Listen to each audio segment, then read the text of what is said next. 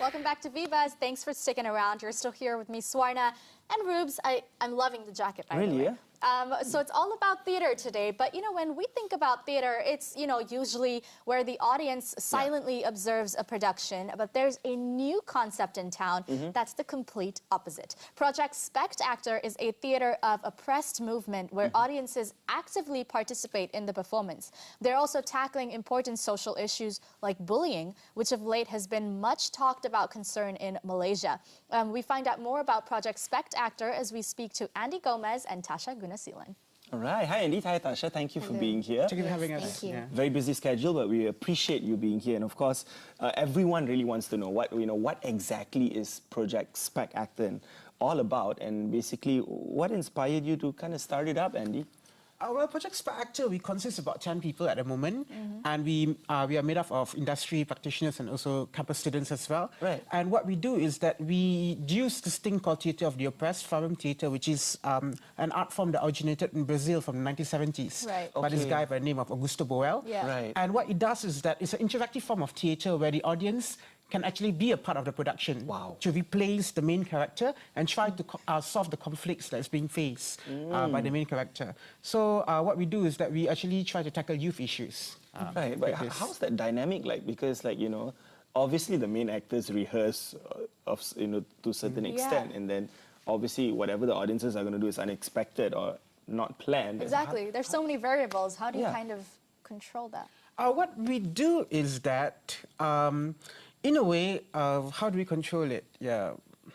That's a toughie.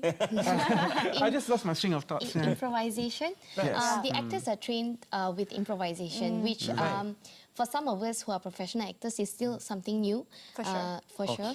And we are trained in the fact that our characters, what are our wants, and we just pursue the wants. And then when a Project Spect-Actor comes in, when they satisfy our want, that's when we give in. So until then, we pursue our want. Like for certain, for example, my character, I play a mother. In the early morning, all I want to do is get the family ready, and we all rush out to work. Right. So I pursue that. And there's a lot of dysfunction in the family. So I'm trying to eradicate that. So there are fights, but I'm pushing everyone. Let's go, guys, let's go. But if someone, a child that wants to complain about bullying, wants to get my attention, all they have to say, Ma, I'm dying. Someone's going to hit me and kill me. And that's when it gets my attention. So there have been Spect-Actors that actually say that. So that catches my attention. So it shifts. So in a way, we are also giving a solution to people watching it. Because so you're kind of prepared for all sort of possibilities that may happen on stage with the audiences. Yes, yes. True. Wow. Tasha, how did you get involved in the project, though? Andy just called me up one day and said, Tasha, hey, are you interested? And this is, as an actor, I always choose meaningful projects. So this is something that I really wanted to be in. And it was obviously interesting, like, knowing that you're going to get people just come up to you randomly. But tell us a little bit about both your experiences in performing arts specifics, Andy and also Tasha, before you started up Project Spect-Actor. I see. I actually started doing theatre when I was in university, during my first year. So as much as I was studying, I was actually writing and directing. And when you first start off, you work with the people around you. So I took my friends to be a part of our productions. We did shows at KLPAC. We performed in the university as well. Yeah, and after I graduated, I went into film. I spent about 2 years doing film, which turned out very well. You had a role in Ola Bola. Yes, that's one of it. Turned out pretty well, if you ask me. And it was an opportunity to write and direct as well. And some of the works that we produce, it has travelled. Like just last week, one of our works was shown in India. A short film that we made. Congratulations. Thank you. Yes. And so, but I think one of my more interesting learning curves was when I was taken into Five Arts Centre. They've been around for 30 years and they have a lot of resources on performing arts and all that. So I was one of the 3 young directors that was taken in to be under their mentorship. So I thought that was really meaningful. Fantastic. It was important. What about you, Tasha? Okay, I stumbled into theatre when I was a student studying law, and Kelvin Wong from Theatre Source was my first director. Oh, okay. Yes. Our previous guest. Yes, exactly. So he's a very educational person as well, and he taught me a lot. He laid my foundation, and I realized that, hey, this is something that I really like. So after graduating, I was in the corporate side. I quit and decided to go into this full time. Wow. Yes. How's that worked out for you so far? Yeah. Oh, I've been really privileged and honoured to work with some really, really experienced people. Ghaffir Akbar being one of them. I was his assistant director. Right. He was also a guest on the show. Ghaffir Akbar is before. also one of our Yes, our that's guests right. before. Yes. Shantini Venugopal as well. She gave me some exposure on productions. And then I decided, because I'm working on my own, I can just go crazy and just do whatever I want to. So that's been my experience. It's like the dream job, right? Yes. As an actor, of course. And you've both got smiles on your faces, so I'm guessing you're happy doing what you're doing. Yes. But had y'all worked together before? Oh, yeah. We knew each other since 2012. Yeah. Okay. And we started off with teaching, as in both of us were teaching speech and drama and all that. And then we carried on into productions. I think the first thing we did was... Short and Sweet. Short and Sweet. It was a production at cool. KL Yeah. Yeah. So is that where the chemistry came from? I mean, and eventually, you know, leading up to... The thing is with Andy, he has been the kind of person that has always believed in me. So even when the industry has been tough and I feel like, oh my gosh, I can't act, he's the one person that has always said, you go and do what you need to do. Right. So whenever there's an opportunity to work together, I'm very honoured and privileged to always feel like he thinks of me and to work together. So yeah. That's so cute. Now you guys are working on Spect-Actor together since January of this year. Yeah. So a baby project, but it's already making waves. You guys are combating issues like bullying. Could you explain how? Well, basically what happens is that we centralized the issue of bullying because we thought this was important at the moment. Yeah. And we tackle an issue by dealing with inaction towards an issue. Okay. Because if you look at the word Spect-Actor, it's an opposite of spectator, a person who's watching silently. Spect-Actor is a person who watches and responds. So we tackle an issue by dealing with inaction towards an issue. Right. So people, they come, they expect to get stirred up and all that, you know, and therefore they will go ahead and think about how they can possibly solve this. Right, and how does that come into play with Forum Theatre? Foreign theatre is a format that we use, actually. It's what Augusto Bo has started because in Theatre of the Oppressed, there's 6 or 7 branches of the Theatre of the Oppressed tree, and foreign theatre is one of it. And if you look at it, it's like a forum because there's a person named the Joker, which is a mediator. So after you watch the performance... It's called the Joker? The Joker. He's a mediator. He's a mediator, yes. Why is it called the Joker?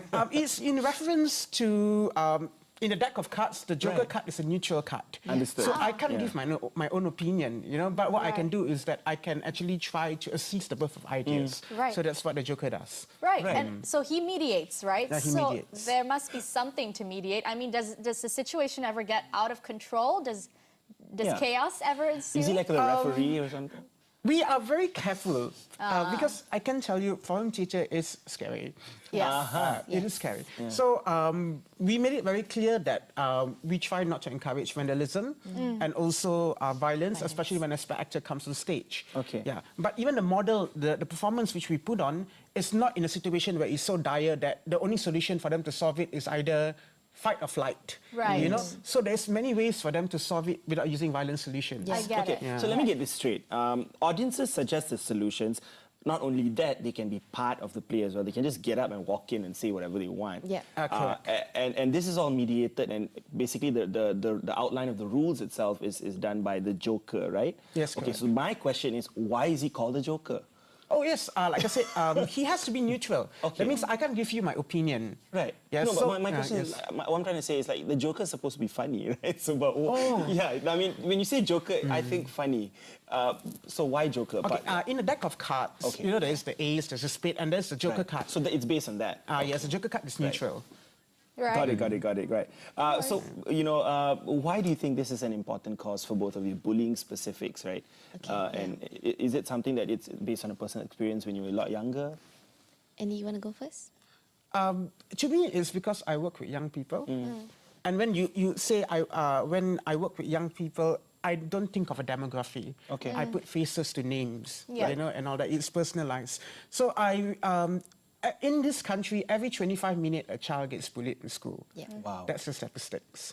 You know, and so there were many issues to tackle, self-esteem and all that. But currently, because there's been so many cases related to bullying in the country, and so which is why I thought that it was important that we tackle this directly first. Right. Yeah. But do you think, I guess, because in terms of going back to the whole mediating part of things, do you think it's easier to control situations like bullying than opposed to if you were doing something like politics? It depends on what we are responding to. Because when Theatre of the Oppressed first started in the 1970s in Brazil, at that time the country was under a military coup. Okay. So Augusto Boal did use this model to address political issues and all that. But as for us, because we it started off as a classroom activity. Right. I brought it into my classroom, and then because from there it became sort of a thing that we tackle youth issues. Right. But politics might be something that we will do in the future. Maybe it's an extension of that. And I'm sure there's a lot of people watching out there who are, who want to be involved in theatre, who want to start something like what you're doing, forum theatre per se, right? What good resources, what good places that they can go and look for resources with regards to forum theatre that they should be doing, to start their own, but perhaps maybe different topics or different scenarios with different sorts of people? I feel resources for forum theatre is plenty. Really? Even though in Malaysia, the last active movement that we had of Theatre of the Oppressed was in around 2008. There was this movement called Fallen Leaves Theatre, which actually talks about addiction. And so that was just the thing that they talk about. Okay. Yeah, but other than that, if you were to look online, there's just a lot of resources. So I got my knowledge from online as well, and from the books in the library, in the place which I teach. Right. So, yes. And you're also taking this forum theatre concept to university for students to kind of explore. So could you tell me how you're kind of going about it? I strongly believe that the art should go to the people rather than people coming to the art. Yeah.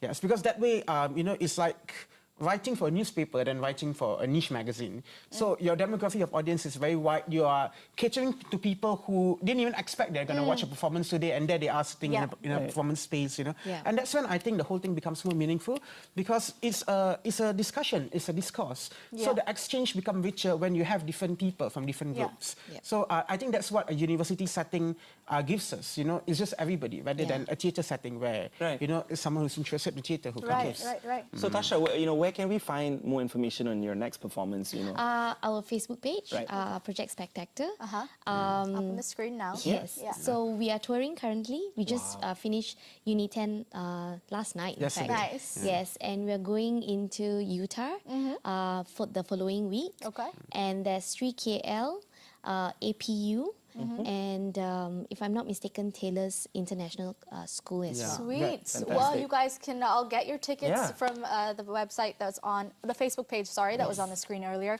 We wish you guys the best of luck and hope that everything goes smoothly. Congratulations on everything that you've achieved so far. Yeah. Thank you so much. Thank you. Yeah. Well, one of those rare situations in theatre, right, where you actually get to get up and say whatever you want to say. I honestly, obviously stay the topic lah. Yeah, but I think it's such a unique concept because a lot of people kind of think to issues like bullying not from a first perspective kind of view, because it doesn't really affect you.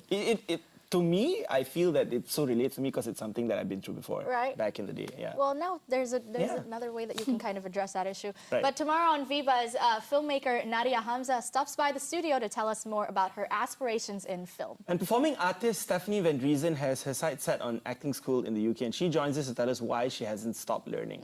We also join Darrel at Ramaha, where he checked out the Thai cuisine they have to offer. All that on V-Eats. Very nice. Keep writing to us at vbuzz at astro.com.my, and keep with us on our brand new Instagram page at Astro Uligami. Of course, give us your feedback when you write to us. Yeah. My name is Swarna. My name is Ruben. It's bye-bye for now. We'll see you again tomorrow. Bye-bye.